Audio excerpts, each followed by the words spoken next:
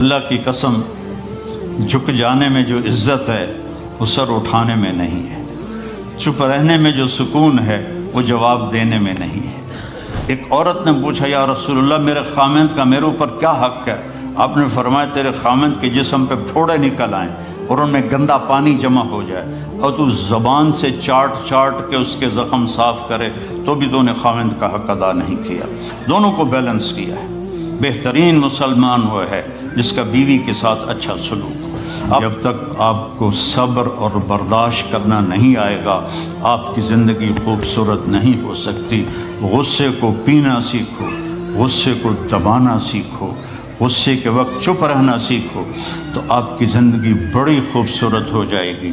دل دریا سمندروں ڈوبے کون دلاندیاں جانے ہو، وچے بیڑے وچے جھیڑے وچے ونج مہانے ہو۔ میرے نبی نے گھروں کو آباد کرنے کا ایک خوبصورت طریقہ بتایا کہ اس زبان پہ قابو کر لو، اس زبان پہ قابو کر لو، خاموش رہنا سیکھ لو۔ غصے کے بیوی کو غصہ چڑھ جائے تو خامند چپ کر جائے، خامند کو غصہ چڑھے تو بیوی چپ کر جائے تو آپ کا گھر خوبصورت رہے گا۔ اگر دونوں ہی آگ لگ گئی اور دونوں ہی بولنا شروع ہو گئے تو آپ بھی گئے، آپ کے بچے بھی گئے۔ اپنی زبان پہ قابو پانا سیکھو۔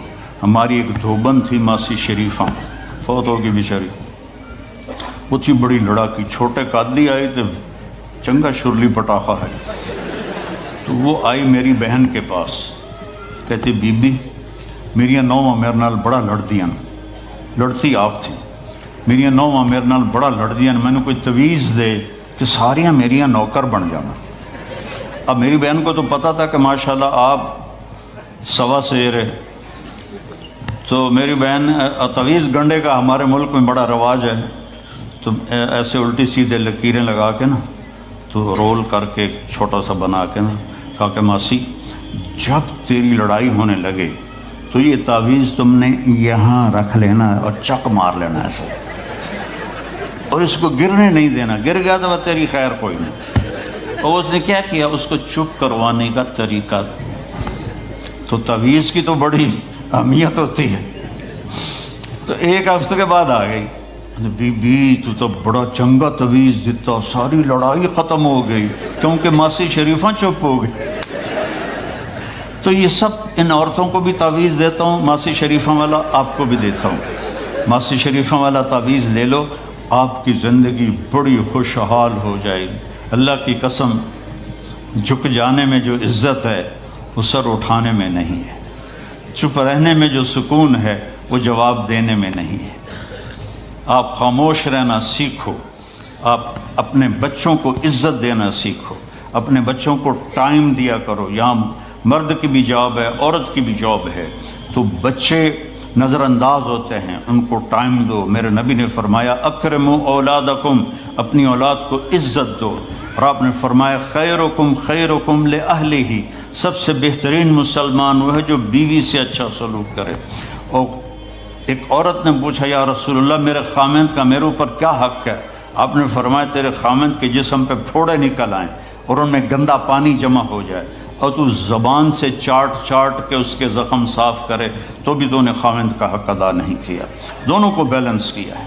بہترین مسلمان وہ ہے جس کا بیوی کے ساتھ اچھا سلوک ہو۔ آپ نے 11 شادیاں کی، یہ شوق کی نہیں تھیں، یہ اللہ کے حکم کی تھیں اور ہمیں زندگی سمجھانے کے لیے تھیں کہ آپ یہاں رہو یا کہیں اور جگہ رہو، جب تک آپ کو صبر اور برداشت کرنا نہیں آئے گا آپ کی زندگی خوبصورت نہیں ہو سکتی۔ غصے کو پینا سیکھو، غصے کو دبانا سیکھو، غصے کے وقت چپ رہنا سیکھو تو آپ کی زندگی بڑی خوبصورت ہو جائے گی، بہت حسین ہو جائے گی۔ زندگی اندر ہے، باہر نہیں۔ اب رولز رائس میں چڑھ کے کوئی اچھی زندگی نہیں گزار رہا ہے، لائف تو اندر ہے۔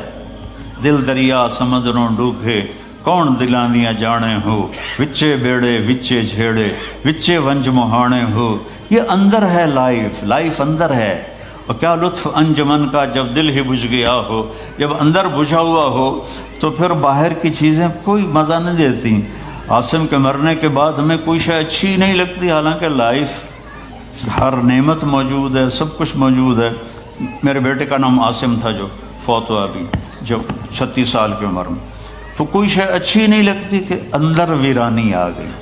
یہ اندر میں خوشحالی ہو، اس کے لیے صرف ایک ہی دوا ہے، وہ ہے محمدی بننا اور محمدی اخلاق کو اختیار کرنا، اللہ کے نبی کے طریقے پر چلتے ہوئے اپنی جان سے لڑائی لڑنا۔ ایک ہمارا دوست تھے، وہ تبلیغ میں گئے تو ان کو داڑھی رکھنے کا شوق ہو گیا، اب بیوی ان کی رکاوٹ بنے، کیا داڑھی رکھو گے تو مجھے طلاق دینی ہوگی۔ اب وہ کافی دیر بیچارے سوچتے رہے، ایک دن ان کو ترکیب سوچی، آ کے بیگم سے کہنے لگے میرا جی چاہ رہا ہے کہ میں دوسری شادی کروں، لیکن میں سوچتا ہوں پہلے داڑھی رکھوں یا پہلے شادی کروں۔ تو ان کی بیگم نے کہا پہلے داڑھی رکھ لو، پہلے داڑھی رکھ لو۔ تو ایسے اپنی بیگمات کو مناؤ پیار محبت سے۔ عزت تو نبی کے طریقے میں ہے، نبی کا طریقہ چھوڑ کے میرا والد مجھے ڈاکٹر بنانا چاہتا تھا، تو آج میں یہاں کھڑا ہوتا، اگر میں ڈاکٹر ہوتا، میرا چھوٹا بھائی ڈاکٹر ہے، بہت اعلیٰ ڈاکٹر ہے، تو میں یہاں کھڑا ہوتا۔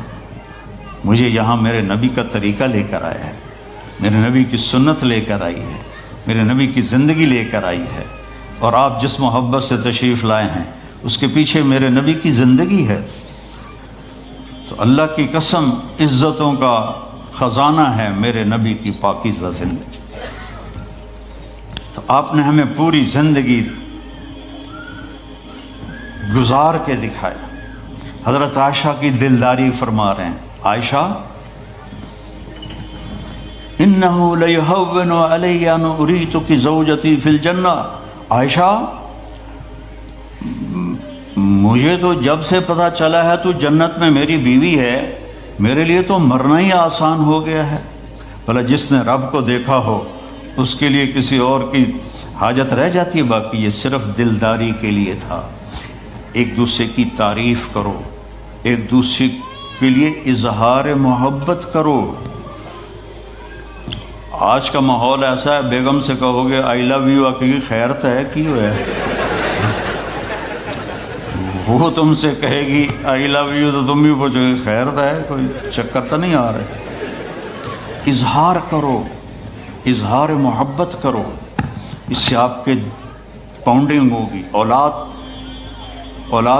کو ماں باپ سمجھتے ہیں بس ہماری اولاد ہے، ہمیں ان سے پیار ہے، ان کو عزت دو، ان سے اظہار محبت کرو۔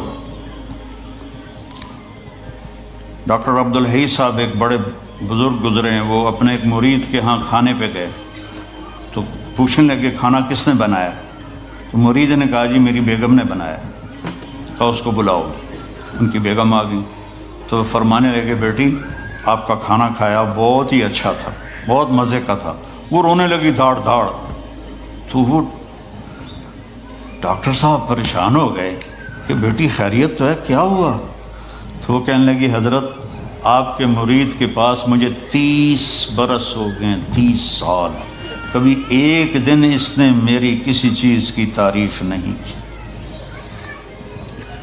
تو اظہار کرو، اظہار کرو۔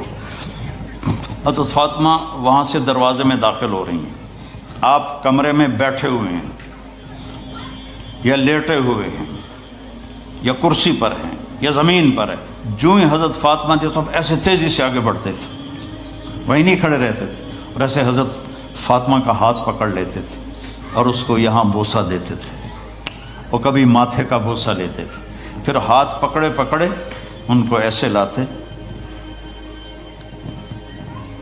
اور چارپائی پہ بٹھاتے، اس کے بعد خود بیٹھتے تھے۔ یہ میرے نبی کی عزت ہے اولاد کے ساتھ، یہ عزت دو، وہ تمہارے رہیں گے، تمہارے بن کے چلیں گے۔ ان کو نصیحت کی ضرورت نہیں ہے، ان کو تمہارے پیار کی ضرورت ہے۔